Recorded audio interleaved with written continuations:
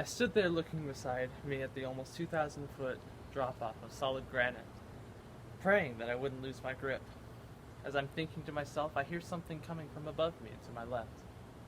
I look up to see a Nalgene water bottle clattering down the cliff face beside me.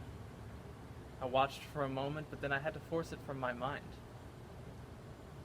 I'd come too far to freeze up now. In less than 300 feet, I would be at the top, and all of the struggle will have been worth it. I continue the climb, and after a few more minutes, I am at the top. I was standing on top of Half Dome. The story that I just told is one that happened to me minutes before I summited Half Dome just about 5 years ago.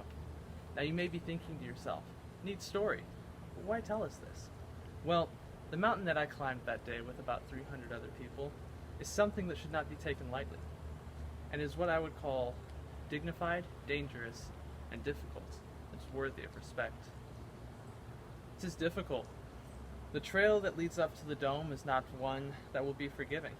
It is 7 miles long and has about 5,000 feet of elevation gain to get to the top.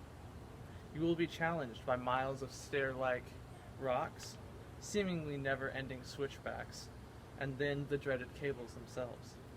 The hike up to the cables is more grueling than most hikes in California by itself, but with the addition of 400 feet of cables to climb at a 45-degree angle, it tests you to see how well prepared you really are. It's dangerous. Nature in general is not something to take lightly, and a mountain of such stature and grandeur soars past the normal standards. Personally, when I finished my trek, the mountain left me with 2 sprained ankles and a mild case of altitude sickness, and I got off easy.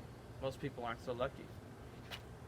The trail leading up to the mountain presents its own sets of risks, from wet, slippery rocks that could send you over a waterfall on the mist trail, to the wilderness and wildness of Little Yosemite Valley on the backside of the dome.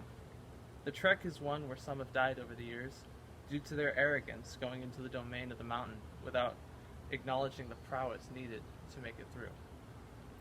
But if you proceed without injury to the top of the subdome, the real danger awaits you ahead. The ascent up the cables is a 400-foot climb at a 45-degree angle. This is the part of the journey that I mentioned to you at the beginning. You have the option to harness yourself in, but most people don't. They choose to brave the last part of the mountain head on. They face the risk of the fall and the most dangerous part of the climb, lightning. The top of Half Dome is known for having lightning storms, and the park officially recommends that you don't go on the top anytime past noon. While clouds seem heaven-sent for a normal hike, a reprieve in the cool of their shade, they can be deadly on this one. The danger is a serious one. Dignity. Dignity, by definition, is the state or quality of being worthy of respect, and by that definition, I would call this mountain dignified. It pushes you and tests you to see if you are worthy to make it to the top. It's not something that is done on a whim. It takes training, dedication, endurance, and perseverance to make it to the top. But if you can make the trek, the mountain bestows some of its dignity upon you. It leaves you with a sense of pride and accomplishment that cannot be gained in the same way or in the same sense from another mountain. The view of the whole Yosemite Valley and the surrounding peaks and domes is not one that can be compared or created elsewhere in the world. The hike to the top of Half Dome is truly one of a kind, and one that should not be taken lightly.